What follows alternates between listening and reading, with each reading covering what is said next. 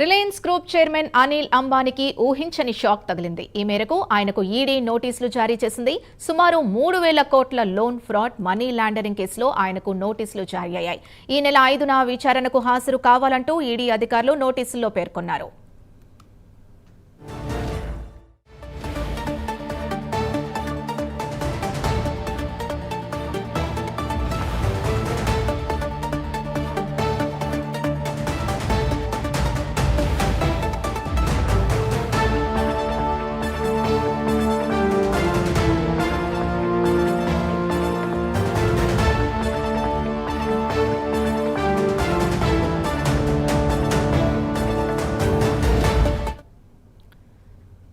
Reliance group chairman Anil అంబానీకి ఊహించని shock తగిలింది. ఈ మేరకు ఆయనకు ఈడీ నోటీసులు జారీ చేసింది.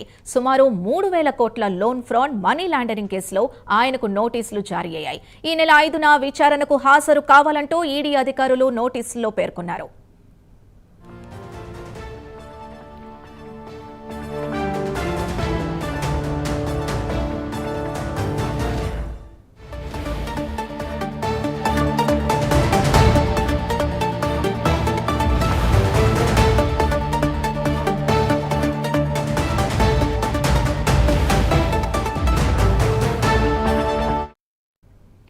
రిలయన్స్ గ్రూప్ చైర్మన్ అనిల్ అంబానీకి ఊహించని షాక్ తగిలింది. ఈ మేరకు ఆయనకు ఈడీ నోటీసులు జారీ చేసింది. ఇక దీనికి సంబంధించిన పూర్తి డీటెయిల్స్ నేషనల్ బ్యూరో చీఫ్ కళ అందిస్తారు. కళ, చెప్పండి. సింధు, దాదాపు ఏదైతే మనకు అనిల్ అంబానీకి గత వారం జూలై 24వ తేదీన ఈడీకి పలు చోట్ల కూడా, అంటే ముంబై కానీ దేశంలో ఉండేటటువంటి దాదాపు అన్ని, అంటే అనిల్ అంబానీకి సంబంధించినటువంటి ఆఫీసుల్లో కూడా ఈడీ సోదాలు చేసినటువంటిది గత వారం జరిగింది. అందులో భాగంగానే ఈరోజు, అంటే అప్పుడు దొరికినటువంటి ఏదైతే డాక్యుమెంట్స్ అనుకోవచ్చు, ఇతరులతో తీసుకున్నటువంటి సమాచారం అనుకోవచ్చు, ఈరోజు ఈడీ నోటీసులు జారీ చేసింది. ఆగస్టు 5వ తేదీన ఈడీ ఆఫీస్లో, అంటే దీనికి సంబంధించినటువంటి విచారణకు హాజరు కావాలంటూ కూడా దీనికి నోటీసులు ఇచ్చినటువంటిది ఒక బ్రేకింగ్ న్యూస్ అని చెప్పవచ్చు.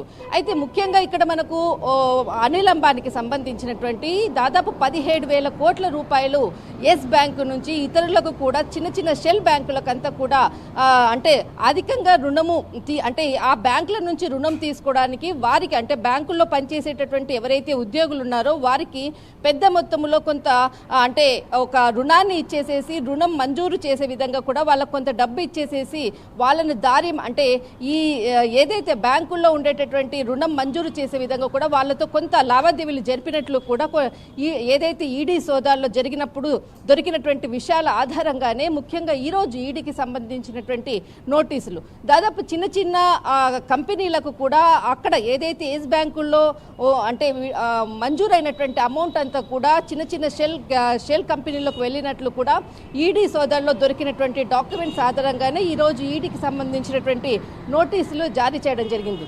మరొకటి, ఏదైతే ఒరిస్సాకు చెందినటువంటి చాలా కీలక నేతలు, అంటే ఒక బిజినెస్కి సంబంధించినటువంటి వ్యక్తులు అనుకోవచ్చు, తర్వాత కీలకమైనటువంటి వ్యక్తులు ఈ ఏదైతే అనిల్ అంబానీకి సంబంధించినటువంటి లావాదేవీల్లో ముఖ్య పాత్ర వహించినట్లు కూడా ఈడీకి సంబంధించినటువంటి సమాచారంలో, డాక్యుమెంట్స్లో దొరికినటువంటి సమాచారము. అయితే ఏదైతే ఆగస్టు 5వ తేదీన ఈ కేసుకి సంబంధించినటువంటిది, అంటే ఆఫీస్కి, అంటే ఇక్కడ ఈడీ కార్యాలయం మనకు ఢిల్లీలో ఉంది. అయితే దీనికి ఢిల్లీలో జరిగేటటువంటి ఏదైతే ఈడీ కార్యాలయంలో ఆగస్టు 5న అటెండ్ కావాలంటూ కూడా నోటీసులు జారీ చేసింది. దాదాపు దీనికి సంబంధించినటువంటిది కొన్ని వేల కోట్ల రూపాయలు దారి మళ్ళింది.